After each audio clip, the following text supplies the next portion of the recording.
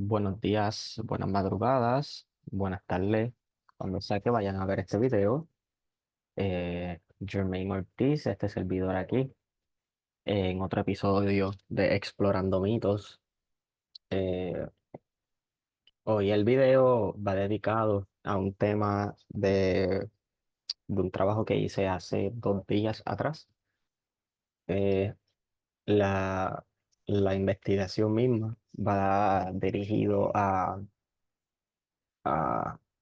el tema lo que es un cuerpo perdido o el asunto, ¿verdad?, del cuerpo perdido, enfocándome directamente entre la conversación o el debate literario y filosófico que tuvo Celso, que fue un escritor pagano eh, del segundo siglo, y, y Orígenes, que fue un padre de la iglesia, ¿verdad? Entonces, en otros videos he tocado por encimita los padres de la iglesia, no en un contexto, ¿verdad?, patrístico, bien brutal, pero sí he tocado menciones de Jerónimo, menciones de Orígenes, menciones de Tertuliano, etcétera, Eusebio, en mis trabajos sobre el Jesús histórico, cuando mencionan otras, sincretismo con otros dioses, ¿verdad? En el caso de Orígenes y Justino Mártir. Para los que obviamente no sepan quién es Orígenes, voy a dar una breve explicación sobre quién es Orígenes. Más o menos nació entre 1805 y 1886, después de la Era Común en Alejandría, y literalmente pasó casi toda su vida, o todo lo que conocemos de su vida, discúlpenme, viene del libro este es el libro 6, entiendo, de la historia eclesiástica escrita por el historiador cristiano Eusebio, ¿verdad?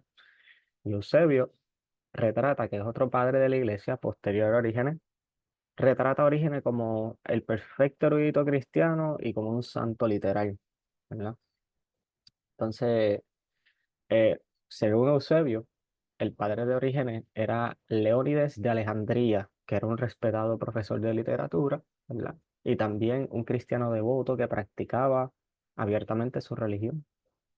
Entonces, en Filocalia, o Filocalía, creo que se dice Filocalia, de Orígenes se conserva básicamente los fragmentos del libro 3 y el libro 4 del original griego. ¿Está bien? Y otra obra bien importante de Orígenes, obviamente, fue Contra Celsum, que fue escrita alrededor del 248 después de la Era Común, que esto es más o menos en el segundo siglo. Y este trabajo teológico es una respuesta para el filósofo pagano Celso, en el cual en el 1708 después de la Era Común, antes de él, había escrito un trabajo llamado Sobre la verdadera palabra, este, eh, en el cual obviamente Celso criticó bien duramente el pensamiento cristiano, y por tanto al momento podemos considerar que Celso es nuestro primer crítico hacia el cristianismo, ¿verdad? Los libros de Celso, junto con los de Porfirio, que fue otro escritor pagano crítico del cristianismo, fueron condenados, disculpen, por Valentiniano III y Teodosio en el año 448 después de la Era Común. Eso entiendo que es casi tercer, cuarto siglo.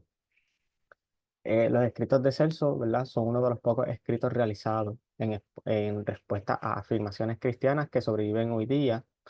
Eh, y obviamente cabe mencionar que Celso es uno de los pocos críticos que no han sido eliminados completamente de la historia. Eh, para dar un resumen rápido de Porfirio, ¿verdad? Estoy leyendo básicamente el trabajo, mi trabajo.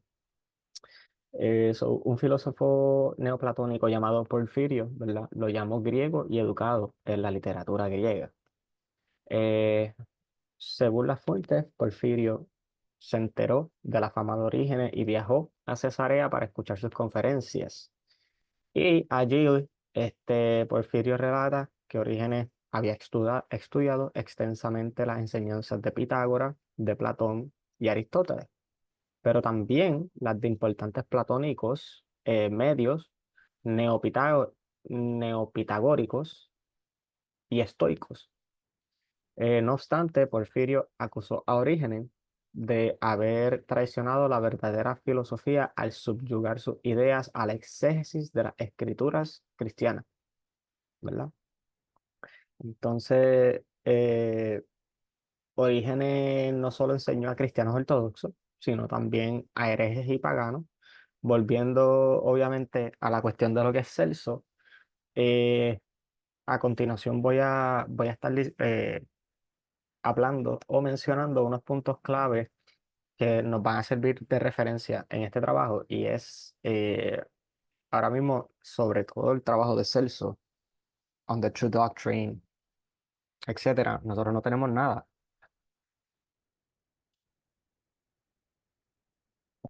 Disculpen. Nosotros no tenemos absolutamente nada al momento. Nosotros tenemos, o lo que podemos hacer como Marción, es que podemos reconstruir lo que Celso estaba diciendo basado en lo que sus oponentes decían de él, ¿verdad? Y gracias a que extensamente sus oponentes escribieron de él, podemos hacer una reconstrucción, ¿verdad? Entonces, eh, lo siguiente, ¿verdad? Son citas tomadas de On the True Doctrine, que es la obra de Celso, el pagano, traducida por R. Joseph Hoffman, Oxford University Press, en 1987. Cabe mencionar, ¿verdad?, que hay gente que no está completamente de acuerdo con esta reconstrucción, pero still la tenemos y es importante que la gente sepa que esto está aquí, available to the people, ah, accesible a la gente. Eso, ¿verdad? Para que tengan más o menos una idea de lo que estaba diciendo Celso. Decía, para mí está claro que los escritos de los cristianos son una mentira y que sus fábulas no están lo suficientemente bien construidas para ocultar esta monstruosa ficción. He oído que algunos de sus intérpretes se dan cuenta de la inconsistencia y pluma en mano alteran los escritos originales 3, 4 y varias veces más para poder negar las contradicciones ante la crítica. No hay nada nuevo ni impresionante en sus enseñanzas éticas. De hecho, cuando uno las compara con otras filosofías, su ingenuidad se hace evidente. Seguimos con Celso. Hay que seguir primero la razón como guía antes de aceptar cualquier creencia, ya que quien cree sin comprobar una doctrina seguramente se engañará.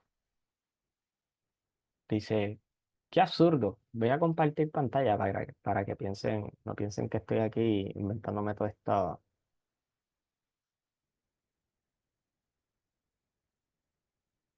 Creo que, creo que, creo que ya. A ver, discúlpenme. Ahí. So, ahí. So, se supone que ya. So, me quedé por aquí, ¿verdad? Dice, qué absurdo. Claramente los cristianos han utilizado los mitos de Danae y Melanipa, o de Auge y Antíope para fabricar la historia del nacimiento original de Jesús. Después de todo, los viejos mitos de los griegos que atribuyen al nacimiento divino a Perseo, Anfión, Eaco y Minos son una prueba igualmente buena de su maravillosa obra en favor de la humanidad y ciertamente no carecen menos de verosimilitud que las historias de sus seguidores. Quiero leer eso una vez más. Y ciertamente no carecen menos de verosimilitud que la historia de sus seguidores. Sigo. Esto es un punto muy clave en este estudio. Supongamos por un minuto que predijo su resurrección. Le escribe Celso a Orígenes, ¿verdad? El pagano. Ignora las multitudes que han inventado cuentos similares para desviar a los oyentes ingenuos. Se dice que Salmoxis, el sirviente de Pitágoras, convenció a los escitas de que había resucitado de entre los muertos y el propio Pitágoras en Italia. Rafantinus en Egipto, eh, por cierto, se dice que jugó a los dados con Demeter en el Hades y que ella le regaló una servilleta de oro. Entonces, ¿quién más? ¿Qué pasa con Orfeo entre los odricios, Protesio en Tesalía y sobre todo Heracles y Teseo? ¿Verdad? Aquí, aquí Celso está denunciando la cuestión de lo que sería eh, no solo una resurrección o es más bien en un cuerpo perdido. Eso es lo que están haciendo alusión aquí, ¿verdad? Vamos a entrar en eso ya mismo. Eh, por qué esto está en rojo y por qué Orígenes escoge ejemplos específicos como Salmoxis, Heracles, Pitágoras, incluso Orígenes también. Durante la crítica de Orígenes, of the True Doctrine, vemos que está acusando a los cristianos de que ellos están utilizando otros mitos ya contados, ¿verdad? Sobre nacimientos virginales, esto, lo otro, y se los están apropiando a Jesús. Esto es una persona de hace miles de años atrás, ¿verdad? El Zeitgeist de hace miles de años atrás lo tenemos aquí. Entonces, digo Zeitgeist. Para los que no sepan qué es Zeitgeist, esa es la película que salió hace, creo que en el 2009 o 2010 que se volvió bien viral por decir que Jesús tenía, Mitra tenía 12 discípulos, resucitó, etcétera. Anyway, seguimos. Así también su fantástica historia que toman los judíos sobre el diluvio y la construcción de un arca enorme, y el asunto del mensaje que fue llevado a los sobrevivientes del diluvio por una paloma, o fue una paloma, viejo cuervo. Esto no es más que una versión degradada y sin sentido del mito de Deucalión, un hecho que estoy seguro que no querían salir a la luz. Eh, Seguimos. Dice, es igualmente tonto por parte de estos cristianos suponer que cuando su Dios aplique el fuego como un cocinero común, todo el resto de la humanidad será completamente chamuscado y que solo ellos escaparán ilesos. No solo los que estén vivos en ese momento, fíjate, pero dicen aquellos que murieron hace mucho tiempo se levantarán de la tierra poseyendo los mismos cuerpos que antes. Te pregunto, ¿no es esta la esperanza de los gusanos? ¿Por qué? ¿Qué clase de alma humana es la que tiene una utilidad para un cuerpo podrido? Es nada menos que nauseabundo e imposible. Estamos terminando, ¿verdad? En cuanto a que Satanás fue arrojado a la tierra, ¿verdad? Dice Celso, Homero escribe lo siguiente sobre las palabras dichas por Hefesto a Hera. Una vez, cuando estaba listo para defenderte, él me tomó por el pie y me arrojó de los lugares celestiales. Zeus le dice a Hera lo siguiente, ¿recuerdas cuando colgabas en lo alto? Cuando le puse yunques en las piernas y te puse cadenas de oro intactas en los brazos. Estaba suspendida en lo alto del etéreo de las nubes. Entonces los dioses atacaron, pero yo agarrándolo, lo arrojé desde el umbral del cielo y cayó impotente a la tierra. ¿Ve? Entonces, vemos una vez más que Celso está acusando eh, a los cristianos, padres de la iglesia, este, de no necesariamente plagio, pero lo que ellos estaban diciendo, pues ya otros héroes, ya otros dioses lo habían dicho. Entonces, la siguiente referencia es gracias a David Lidwell. Esto es también una reconstrucción de Celso, ¿verdad? Traducción por Henry Chadwick. Esto es adaptado, ¿verdad? Y dice, esto es más o menos para que vean, eh, muy posiblemente cómo se expresaba Celso, ¿right? ¿Qué os llevó a creer, sino que predijo que después de la muerte resucitaría? Cuando otros producen asombro como este para convencer a los simples oyentes, dicen que Orfeo hizo esto entre los Odricios y Protesilao en Tesalía y Heracles en Tenaro y Teseo. ¿O crees que las historias de estos otros son realmente mitos que parecen ser y, sin embargo, que al final de tu tragedia debe considerarse noble y convincente? Eh, el grito de la cruz cuando expiró, el terremoto y las tinieblas. Mientras vivió no se ayudó a sí mismo, pero él después de la muerte resucitó y mostró las marcas de su castigo y como sus manos habían sido traspasadas. Pero ¿quién vio esto? Una mujer histérica, como usted dice, y tal vez alguna otra de ellas que fueron engañadas por la misma fuente, que soñó en cierto estado de ánimo y a través de ilusiones tuvo una alucinación debido a alguna noción equivocada, una experiencia que ha sucedido a miles. O ¿quién quería impresionar a los demás contando este fantástico cuento? Referencia acreditada a, ¿verdad? David Lidwell.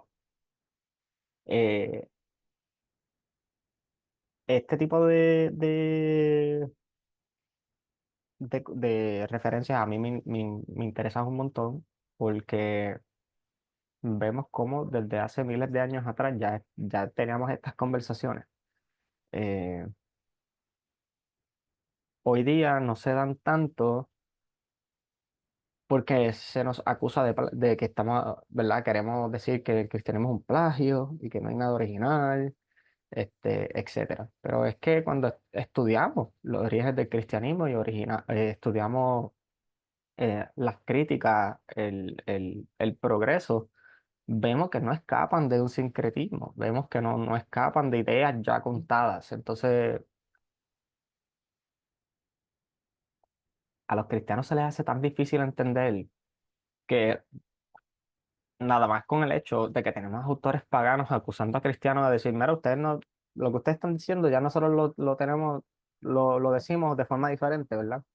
Te muestra que había no tan solo eh, una necesidad de probar quién quizás tenía una mejor religión, sino de quién era más filósofo, quién tenía un mejor mensaje filosófico, si los griegos o los judíos, ¿verdad? Entonces yo pienso realmente las buenas enseñanzas se deben tomar, vengan de quien vengan, Buda, Hermes, el que sea, ¿verdad? No necesariamente hacer un special reading con un judío, en el cual hay muchas cosas en el Nuevo Testamento que estoy seguro que mucha gente desearía que nunca hubiese dicho, que podemos trabajar eso en otro tema, en otro video, pero, ¿verdad? Las citas compartidas en esta sección son una reconstrucción del trabajo de Celso, como había explicado. Existen problemas con las versiones, pero la cita original aún sobrevive en el trabajo de Orígenes en el libro 2 capítulo 55. Entonces, contraste el punto marcado de esta sección con la referencia de Orígenes. Vamos para allá. So, Orígenes contra Celso en el libro 2 capítulo 55 le dice, el judío continúa su discurso a aquellas de sus compatriotas que son conversos de la siguiente manera. Venid ahora, concedamos que la predicción fue realmente pronunciada. Sin embargo, ¿cuántos otros hay que practican tales malabarismos para engañar a sus simples oyentes y obtienen ganancias con su engaño? ¿Cómo fue el caso, dicen, de Salmoxis en Escitia, esclavo de Pitágoras?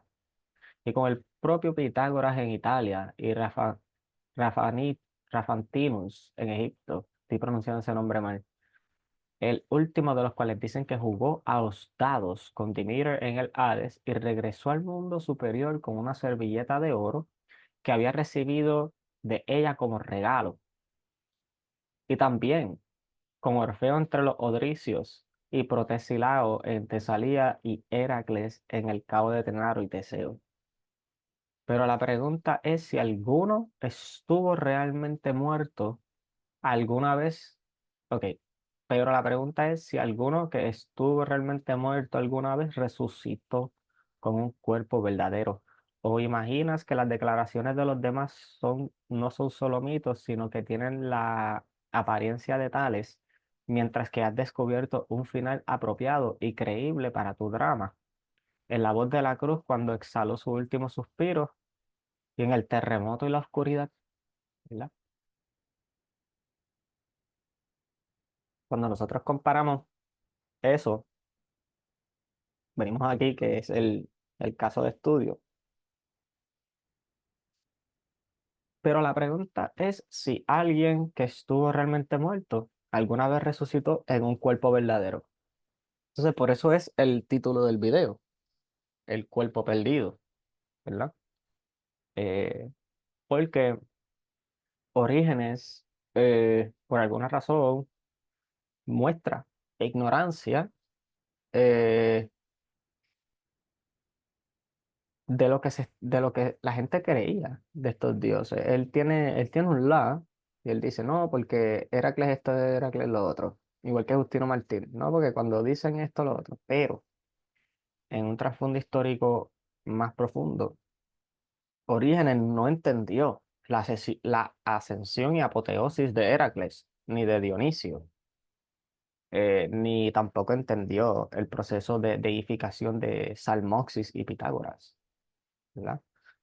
Pero por alguna razón, debatiendo contra Celso, se ve la necesidad de preguntarle que si alguno de ellos, de esos ejemplos que les había dado, que supuestamente también habían vencido a la muerte y whatever, realmente alguno de ellos resucitó en un cuerpo verdadero. Y esto de resucitar de manera corporal contradice o contradeciría la visión de Pablo de Tarso en las cartas Paulinas, porque su resurrección no es carnal ni es corporal. Su resurrección es una transformación del cuerpo, ¿verdad?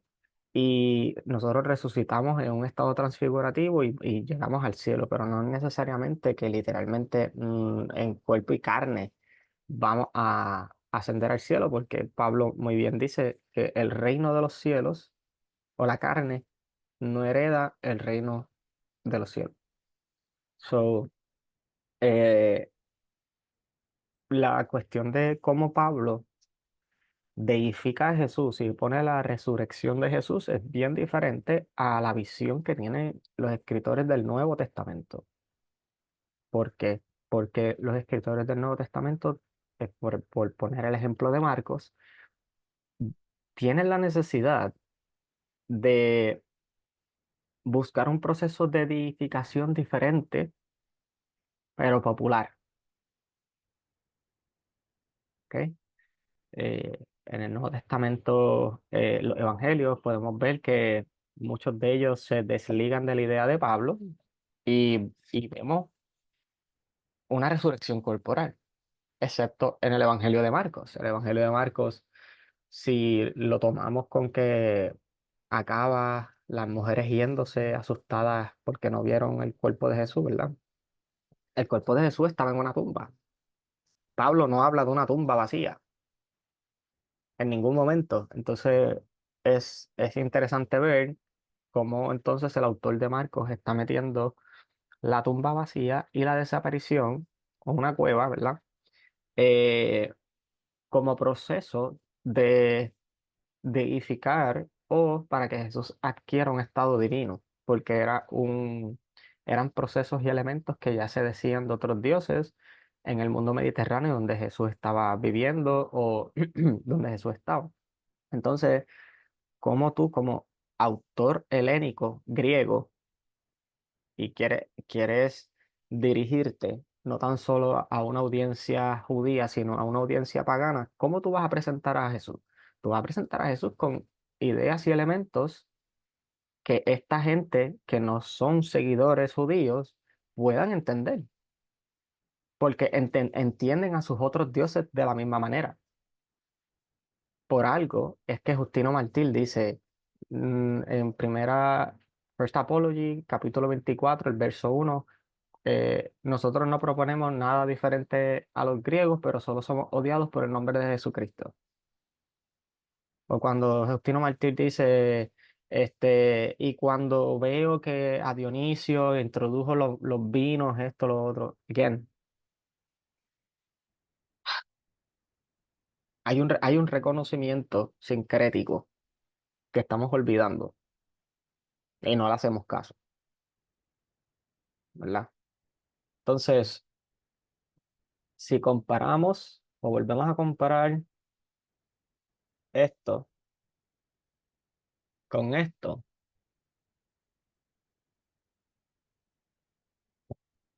se nota que lo que se estaba diciendo de Jesús no era nada nuevo.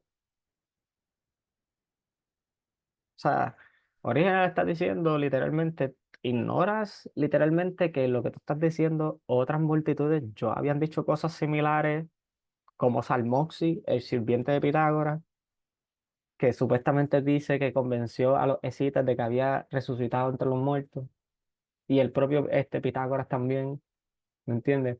Este, etcétera. Orfeo. ¿Por qué, por qué estos autores ofrecen específicamente estas referencias de Salmoxis, Pitágoras, Rafantinus o Rafacinitus, el Heracles, el Protesio, Teseo, Orfeo? ¿Por qué mencionan a todos estos dioses, verdad? ¿Qué tienen en común esta gente? Porque por algo lo están mencionando, ¿verdad? No, no decide mencionar a Osiris, no decide mencionar a Ra, no decide mencionar a Amón o a Adonis, no, no, ¿verdad? Son ejemplos bien específicos. Entonces, yo en este trabajo, literalmente, voy a solamente eh, a trabajar lo que es el caso de Pitágoras, Salmoxis y Heracles, ¿verdad? El enfoque del estudio va a ser esos tres ejemplos. Y entonces, cuando comparamos y vemos la tabla, ¿verdad? Este, los procesos de deificación son diferentes, ¿verdad? Eh, Según la historia de Salmoxis, ¿verdad? Para hacer el cuento corto, las personas que estén interesadas de ver, para explicar obviamente el trabajo, de ver alguna referencia específica, usted le sigue dando para abajo y yo puse la referencia eh, de las fuentes, ¿verdad? De lo que dice Heródoto, lo que dice Porfirio, etcétera. También con Heracles, ¿verdad? Que usted aquí puede comparar para que vea que yo no estoy inventando nada, sino que las referencias sí están. Tenemos hasta vacías y todo de antes de la era común. So, anyway, vamos a volver para aquí.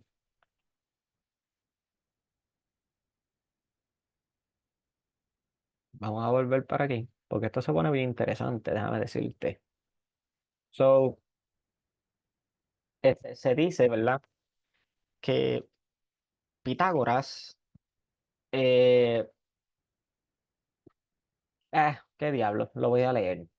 So, el antiguo escritor de Letters of Lysis to Hipparchus describe lo que sería el fallecimiento de Pitágoras. Él mismo lo describe como haber desaparecido de entre los hombres. Esto demostraría que tal expresión sugería que el traslado hacia un estatus divino ya se había convertido en un lenguaje en el mundo mediterráneo donde se le atribuían a muertes o se le atribuían a la muerte de figuras particularmente distinguidas, ¿verdad? Y el escritor Diógenes nos deja una interesante referencia sobre Pitágoras en The Eminent Lives o Lives, sí, Lives of the Eminent Philosophers. 8.41 dice, este, Hermipo cuenta otra anécdota.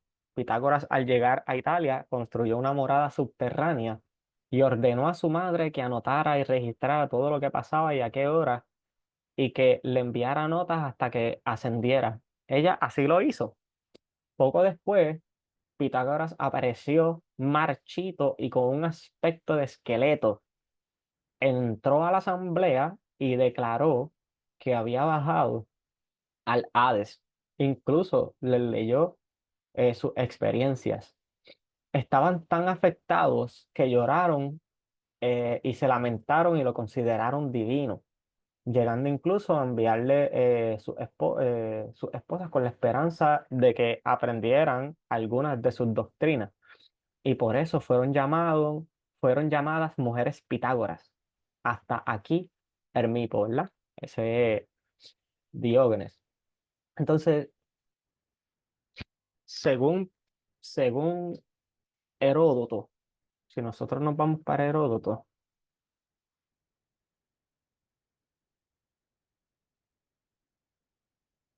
mira aquí, dice, las creencias de los Getae con respecto a la inmortalidad es lo siguiente, o es la siguiente. Piensan que en realidad no mueren, sino que cuando dejan esta vida van a Salmoxis, a quien algunos ellos llaman también Gebelesis, Gebeleisis, perdón. A este dios envían cada 5 años un mensajero elegido por sorteo entre toda la nación y encargado de llevarle sus diversas peticiones. Su modo de enviarlo es este. Varios de ellos están en orden, cada uno con tres dardos en la mano. Otros toman al hombre que ha de ser enviado por Salmoxis y blandiéndolo por las manos y los pies, lo lanzan al aire de manera que cae sobre las puntas de las armas. Si es traspasado y muere, piensan que el Dios les proporcionó, les es propicio, perdón.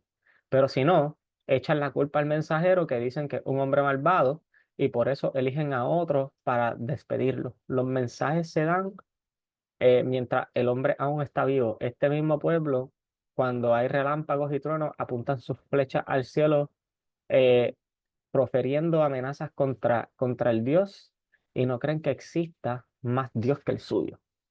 So, vemos también una declaración de monoteísmo, aunque no necesariamente, porque los odricios o los Tracian people, etcétera, muy posiblemente fueron politeístas, pero qué interesante esa referencia, ¿verdad? Entonces, dice, me han dicho que los griegos que habitaban en las costas de el Esponto y del Ponto, que este Salmoxis en realidad era un hombre que vivía en Samos y que mientras allí era esclavo de Pitágoras, hijo de Ne- Nes- Nesarco, después de obtener su libertad se hizo rico y dejando a Samos regresó a su propio país. Los tracios de aquella época vivían de manera miserable y eran una raza pobre e ignorante. Salmoxis, por tanto, que por su comercio con los griegos y especialmente con uno que no era de modo alguno su filósofo más despreciable, a saber, Pitágoras, conocía el modo de vida jónico y modales refinados de las corrientes entre sus compatriotas. Hizo construir una cámara en la que de vez en cuando recibía y festejaba a todos los principales tracios, aprovechando la ocasión para enseñarles que ni él ni ellos, sus buenos compañeros, ni ninguno de sus descendientes perecerían jamás, sino que ellos todos van a un lugar donde vivirían para siempre disfrutando de todos los bienes concebibles. Mientras que obraba de esta manera y pronunciaba esta clase de discurso, construía una habitación subterránea a la que una vez terminaba se retiraba, desapareciendo repentinamente de los ojos de los tracios, quienes lamentaban mucho su pérdida y lloraban su pérdida. Sobre él como un muerto, perdóname. Mientras tanto, permaneció en su cámara secreta durante 3 años completos, después de los cuales salió de su escondite y se mostró una vez más, a sus compatriotas, quienes así creyeron en la verdad de de lo que les había enseñado. Este es el relato de los griegos. Por mi parte, ni pongo toda mi fe en esta historia de Salmoxis y su cámara subterránea, ni la desacredito del todo. Pero creo que Salmoxis vivió mucho antes de la época de Pitágoras. Si alguna vez existió realmente un hombre de ese nombre, o si Salmoxis no es más que un dios nativo de los Getas, ahora me despido de él. En cuanto a los Getas, el pueblo que observa las prácticas descritas anteriormente ahora fueron reducidos por los persas y acompañan al ejército de Dario. Entonces, entonces, Porfirio dice, Pitágoras tuvo otro joven discípulo de Tracia, Salmoxi, recibió su nombre porque nació envuelto en una piel de oso, en tracio llamado Salmos. Pitágoras lo amaba y lo instruyó en sublimes especulaciones sobre los ritos sagrados y la naturaleza de los dioses. Algunos dicen que este joven se llamaba Tales y que los bárbaros lo adoraban como Hércules. O sea, vemos una función de sincretismo también. Diosifanes dice que fue un siervo de Pitágoras que cayó a manos de ladrones y fue marcado por ellos. Luego, cuando Pitágoras fue perseguido y desterrado, lo siguió, se vendó la frente a causa de las cicatrices.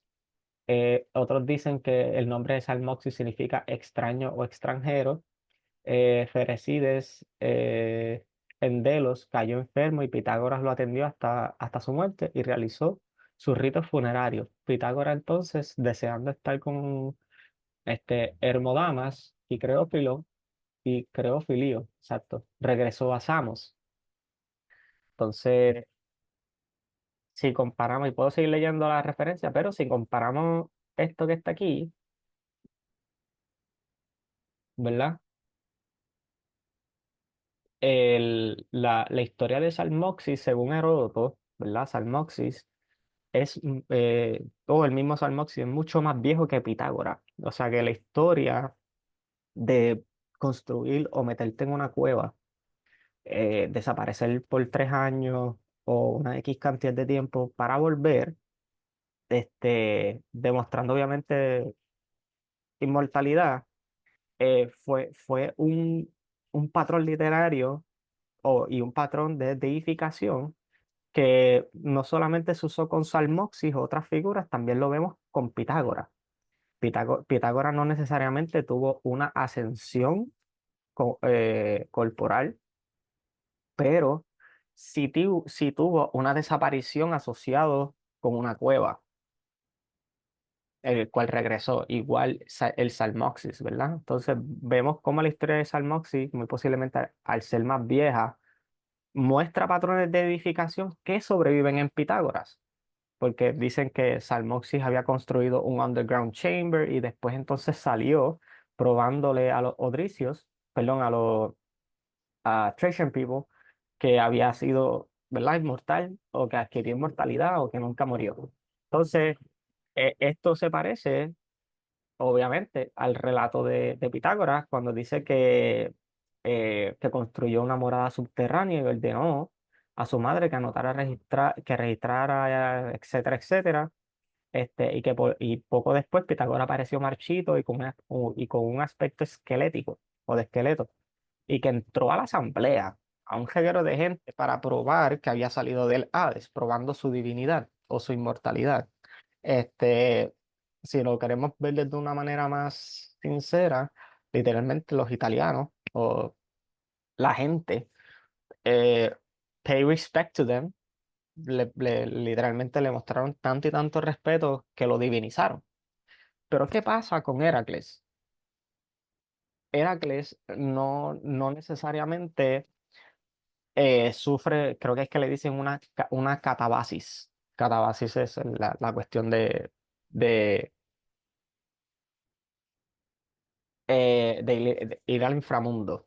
Eh, so, déjame buscar aquí rapidito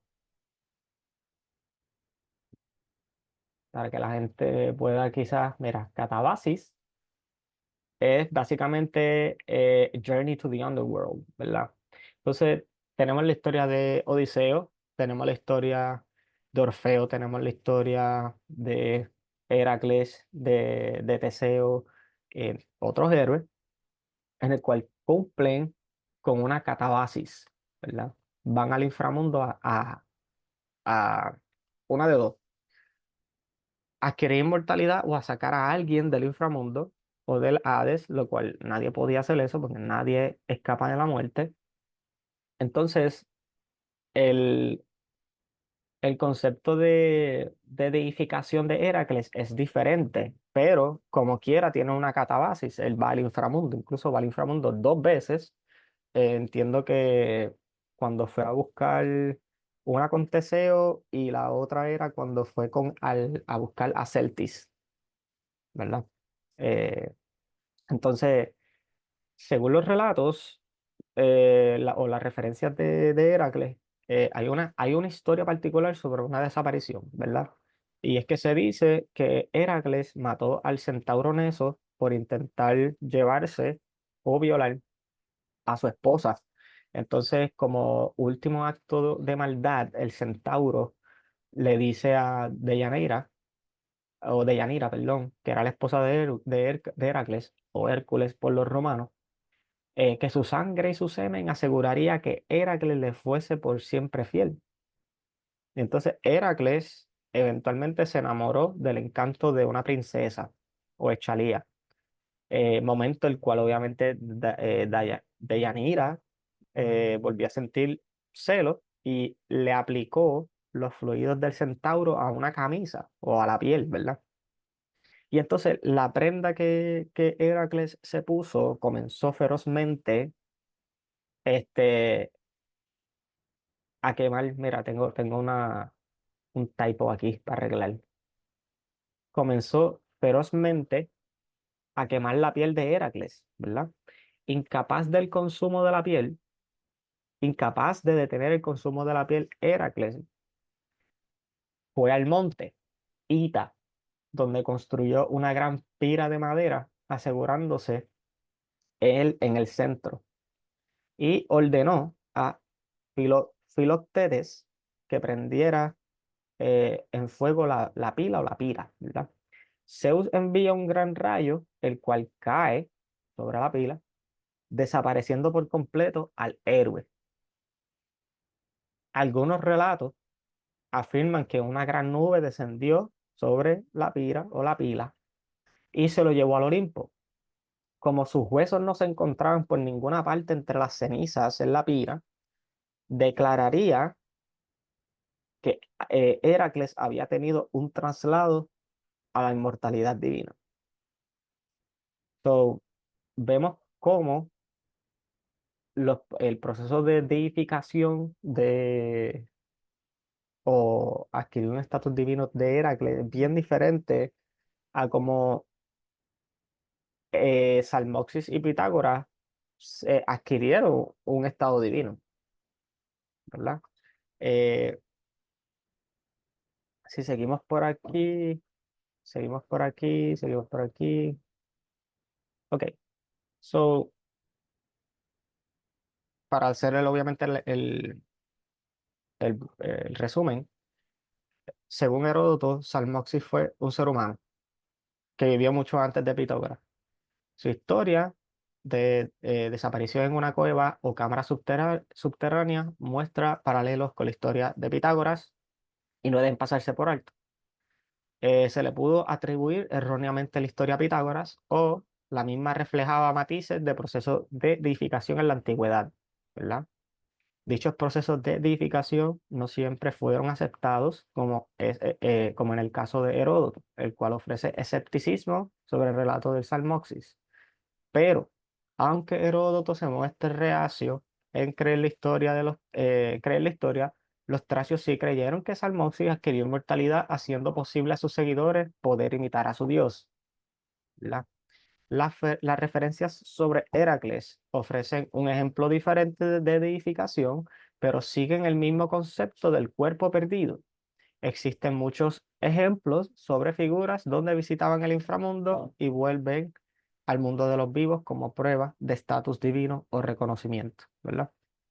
Entonces, en el caso de Orígenes y Celso, aparentemente para ambos, las historias sobre la desaparición de ciertas figuras y su elevación a un estatus divino, adquiriendo inmortalidad, eran solo historias que la gente creía sin ningún sustento histórico, aludiendo, obviamente, que su versión del mito era la real por encima de los demás.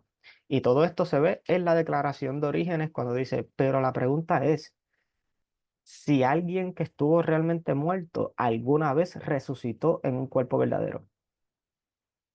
¿Verdad? Esto demuestra que sus oponentes proponían que Salmosis, Heracles y el mismo Pitágoras tenían historia, donde una vez se les daba por muerto, tiempo después regresarían para demostrar su inmortalidad o estatus divinos como seres divinizados, ¿verdad? Entonces, si ponemos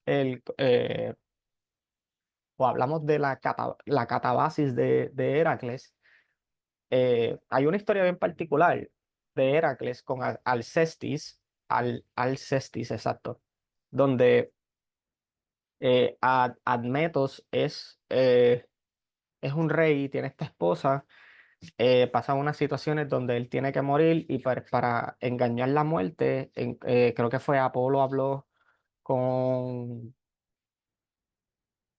los oráculos, something like that, y ellas lo que le dijeron fue, si tú puedes conseguir a alguien que muera por él, pues él vive. Entonces, ninguno de los ancianos o de los viejos, familia de Adametos, o Admetos, perdón, quiso morir por él. Su esposa estuvo dispuesta a morir por él, de tanto que la amaba. Entonces, ella va para el inframundo, pero durante el proceso de la decisión y que ella va para el inframundo, su esposo se arrepiente de la decisión y de que la va a extrañar, esto, lo otro. Entonces, Heracles va al inframundo, pelea con Thanatos, que es la representación o la personificación de la muerte, eh, y se lleva al Cestis otra vez. Cuando llegan otra vez al mundo de los vivos, Adametos le pregunta a, ¿verdad? Están hablando y qué sé yo, y le dice, ¿cómo fue que tú pudiste hacer esto? Pero entonces hay una parte que Adametos le dice a Heracles, pero ¿por qué mi esposa está aquí y no habla? Y Heracles le contesta que tenía que pasar 3 días o algo así en lo que ella cumplía sus cuestiones con los dioses en el inframundo, para entonces después de esos 3 días ella volver a ser ella. Entonces, ¿qué pasa con esta historia? Esta historia viene antes de la era común, esto es viejísimo, y prueba que Heracles literalmente sacó al Cestis de una manera corporal del inframundo. Alcestis no tuvo una resurrección, ¿cómo te explico? Eh, no tuvo una apoteosis, no tuvo una ascensión, una deificación o un traslado necesariamente. Pero gracias a Heracles, Heracles la sacó del inframundo y pudo vivir otra vez. Entonces, Heracles no necesariamente es un dios salvador, pero es un dios que salva. Igual que Dionisio, Dionisio salva a Semele del inframundo. Tenemos vasijas y todo, historias de cómo él va al inframundo a rescatar a su madre y se la lleva para que pueda ser deificada. Otra cuestión de catabasis, ¿verdad? Ir al inframundo. Pero el problema es que el proceso de deificación de Dionisio, de Heracles, pues fue diferente al de Salmoxis y Pitágoras. So, a lo que quiero llegar con lo del cuerpo perdido es que Orígenes muestra ignorancia, ¿verdad? De que literalmente la gente concebía estas resurrecciones o estas apariciones, esto, lo otro, de una manera corporal, tal y como la gente lo creyó de Jesús, que se le apareció a fulano y que mostró sus cicatrices, o sus marcas de, de tortura, etcétera, ¿verdad? So, vamos a seguir por aquí.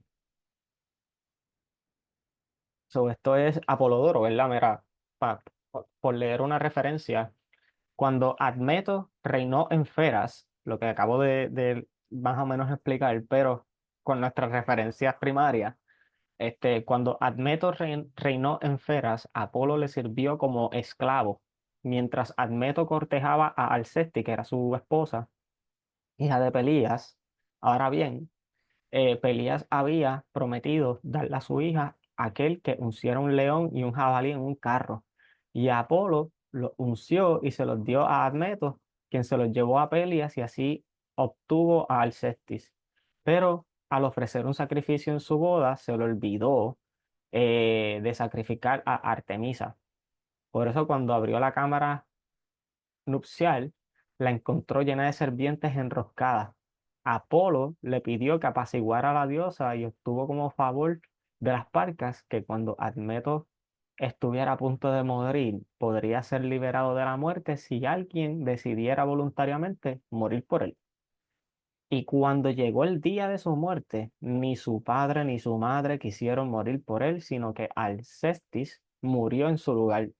Pero la doncella la hizo subir de nuevo, como algunos dicen. Heracles luchó con Hades y la llevó hasta él. So, aquí podemos ver, esto es una representación de un mural, una pintura de un mural de catatumbas cristianas, o como dice judío-cristiana, porque hay representación del Antiguo Testamento de Moisés, este hay figuras del Antiguo Testamento y del Nuevo Testamento, pero lo más curioso de todo esto es que dentro de estas catatumbas hay una mezcla de imágenes o iconografías, no solamente cristianas, sino también paganas, porque lo que vemos aquí está en una catatumba cristiana y por alguna razón tenemos la historia de Alcestis y Heracles en estas catatumbas. ¿Por qué? ¿Por qué? Y entonces estamos hablando del siglo, esto es siglo cuatro creo que es, después de la era común. Y la historia de Alcesti es viejísima, antes de la era común. Y estamos hablando de una catatumba que se encontró después y como quiera su historia con Alcesti se sigue utilizando en ritos fúnebres. Así de importante fue la historia, ¿verdad? Pero entonces, como no investigamos estas cosas, nos mantenemos ignorantes sobre lo que es el sincretismo religioso y cómo el cristianismo sincretizó también imágenes paganas y utilizó iconografía pagana dentro de sus pinturas o de sus artes, right? Eh, y existen más ejemplos así sobre cómo en catatumbas o en sitios arqueológicos hay muestras de iconografía cristiana, judía, con iconografía pagana. Da mucho que decir. Eh, Hay un par de cositas que me gustaría quizás mencionar, pero es un paréntesis, y es que esta historia me recuerda un poco, y me gustaría profundizarlo después, me recuerda un poco literalmente a la historia de Lázaro, cuando Jesús resucita a Lázaro entre los muertos de manera corporal, me da un la de eso, ¿verdad? Y lo otro era Inanna. Me da una referencia también de Inanna. ¿Por qué?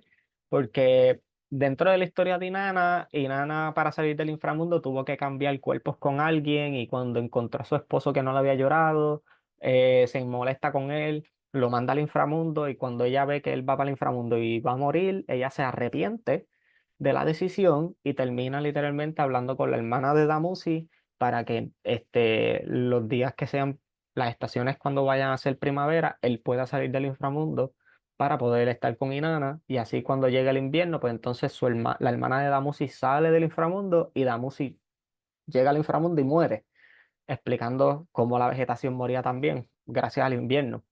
Entonces, eh, en la historia de Alcestis, vemos cómo Admetos, o no me acuerdo quién, le dice a la gente, al público, que llore por ella. Y esto es un punto también importante dentro de los ritos de Mesopotamia dinana y eso, y Damusi, ¿verdad? Habían lamentos donde la gente lloraba al dios. Entonces, todas estas conexiones, como no quizás me dio tiempo de profundizar en ellas, sí me gustaría verbalizarlas para todo aquel que tenga ya un conocimiento anterior sobre estas historias, pues puede hacer unas conexiones o qué sé yo. Pero definitivamente me gustaría ver cómo o qué trasfondo tiene la historia de Alcesti con la historia de Lázaro, con la historia de Inanna, como que eh, pongámoslo de esta manera, es como Lord of the Rings.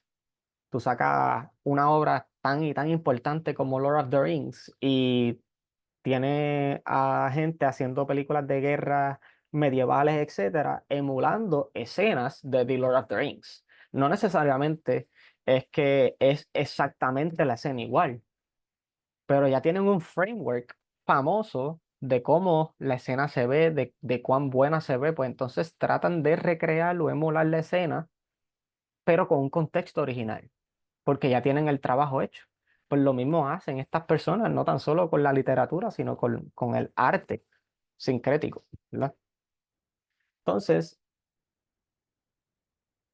esta es la otra referencia que quería leerle, ¿verdad? Admeto, ¿cómo la trajiste al Cestis de regreso desde allá abajo a la luz? Luché contra cierta deidad que estaba a cargo de ella. Y Admeto le dice, ¿dónde dices que peleaste este combate con Thanatos muerte? Y Heracles le dice, al lado de la propia tumba. Salté y lo atrapé en mis manos. Y Admetos le dice a Heracles, ¿pero por qué mi esposa está aquí y no habla? Y Heracles le contesta, no puedes oírla hablar contigo hasta que sus obligaciones para con los dioses que viven abajo, viven debajo, desaparezcan hasta que llegue la tercera mañana. Eurípides. ¿Viste? Más o menos de lo que les estaba contando ahorita, para que vean que no me estoy inventando nada y que podemos ver las referencias. Esto es crédito a teoi.com y literalmente esto es Thanatos o Anatos, la muerte personificada en Grecia, que arrastra el cuerpo de Alcestis, ¿verdad? Eh, tenemos iconografía sobre esto. Tenemos obviamente esta pintura de Heracles. Esto demuestra la apoteosis de Heracles por Noel Coypel. Eh, bien bonita la pintura. Sí, ya había dicho esto más o menos, pero por ejemplo, Jesús no necesariamente tiene la misma historia que Pitágoras, Heracles, Salmosis, pero dichos elementos como la desaparición corporal, regresar en un cuerpo glorificado, la cuestión de la oscuridad en la tierra cuando Jesús muere, reportada en Mateo, desde el mediodía hasta las 3 de la tarde, toda la tierra en oscuridad, quedó en oscuridad, ¿verdad? Eran elementos míticos aplicados a figuras en la antigüedad. Cada historia eh, sobre el proceso de divinización es diferente, pero es importante estar alerta de los detalles en los cuales unen a estas historias y figuras en la antigüedad. A menudo lo que une a estas figuras es la colección cultural arquetípica de un proceso de inmortalidad. ¿Ok? Entonces, eh, aquí podemos ver las referencias de Salmoxis. Aquí yo dejé todas las referencias para que la gente pueda buscarlas. ¿Ok? Los de Salmoxis.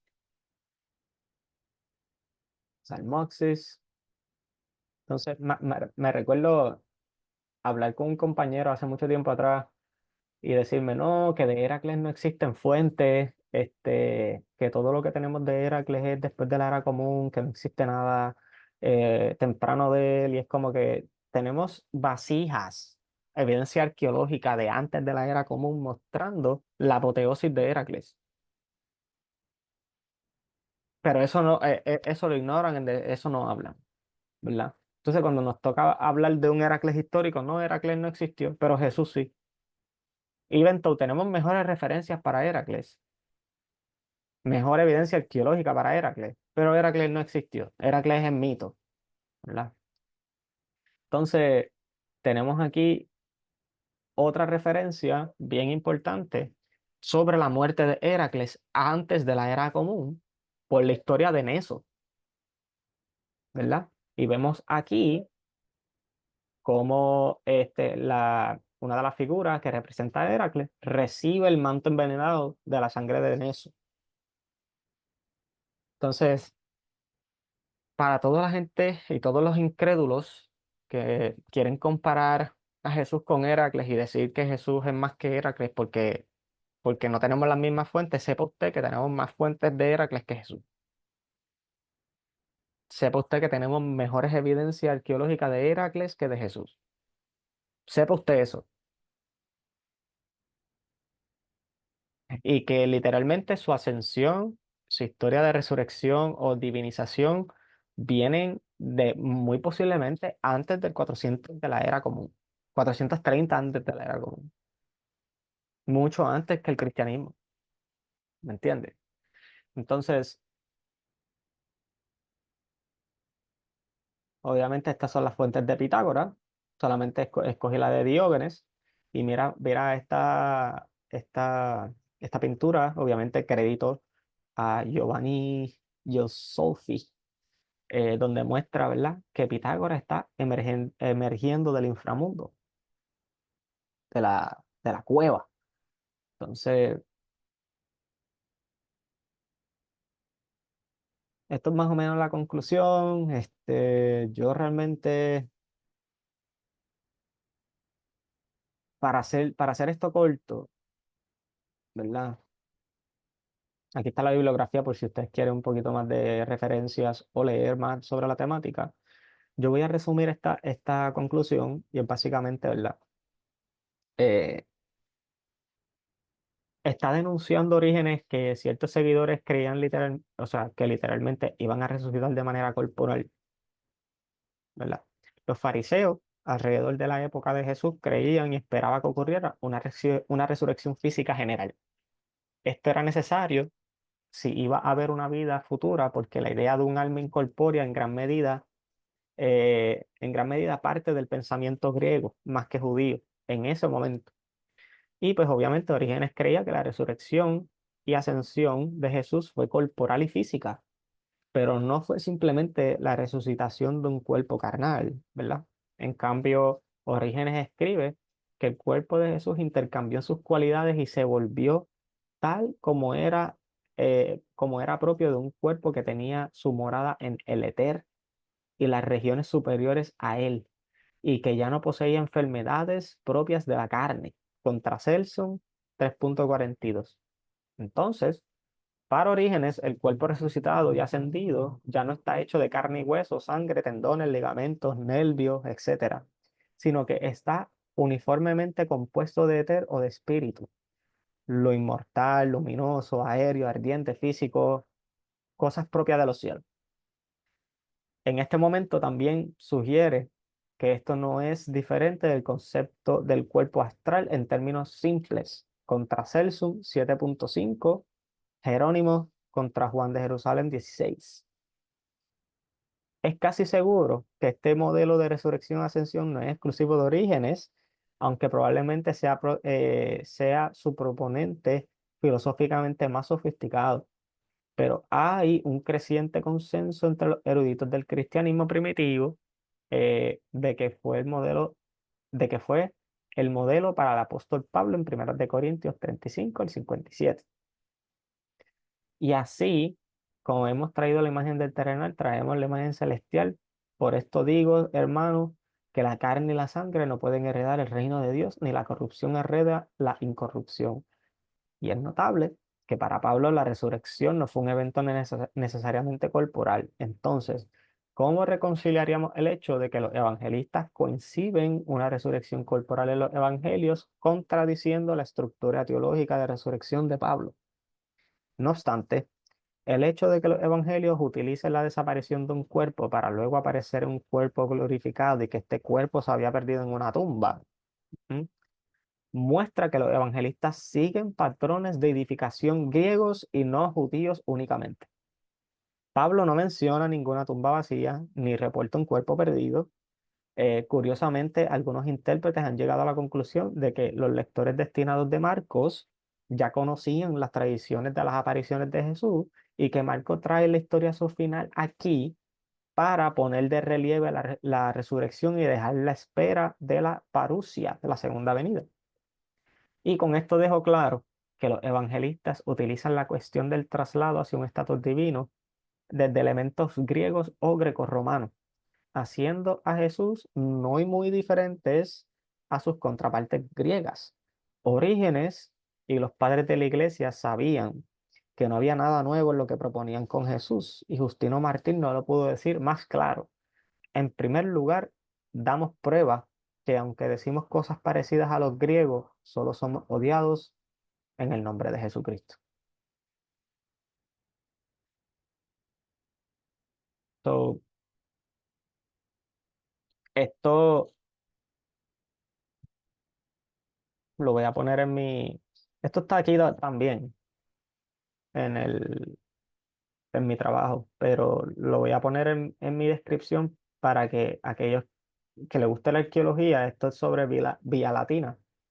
Y aquí pues podemos ver las fotitos de las tumbas, el sincretismo, ¿verdad? Sale Heracles, sale Jesús, sale un par de gente, ¿entiendes? Entonces es bien interesante. No todo el mundo sabe sobre la cuestión del sincretismo en cuestiones cultural eh, cultural y literaria. So, obviamente, para tú poder ser consistente con la Biblia, estos estudios, tú tienes que ser transdisciplinario. Y mucha gente no lo es. Mucha gente dice, no, que eres una máquina de desinformación, porque tal cosa. Pero es que, o sea, tú quieres entender la Biblia desde un punto de vista bien micro, porque tú no estudias mitología, tú no buscas el griego, tú no, o sea, tú no buscas otras culturas que estaban compitiendo con ellos, o sea, como que, ¿por qué el Antiguo Testamento tiene tantas referencias paganas de otros dioses? Y tenemos historias como el relato del diluvio, el relato de Sansón, que puede ser en comparación con Heracles, como que hay muchos trasfondos que solamente uno los puede ver si uno trabaja la temática desde una manera transdisciplinaria. Y obviamente mucha gente que son cristianos, que estudian la Biblia, esto, lo otro, no hacen esto. Y por eso cuando uno le trae toda esta información, todas estas ideas, se quedan "Ujú", y no saben qué hacer, ¿verdad? Para ello, yo pienso que el mayor problema que tiene el cristianismo y el cristiano ahora mismo es que piensan y tienen la necesidad de creer que su religión es original, tiene que ser original. No hay nada, absolutamente nada que fue influenciado por el paganismo, nada. Y están mal. Le hace falta mucha lectura. So, nada, realmente hasta aquí este video de hoy. Yo, como siempre, voy a dejar en la descripción el trabajo y ciertas referencias para quienes les guste buscar, les puedo leer.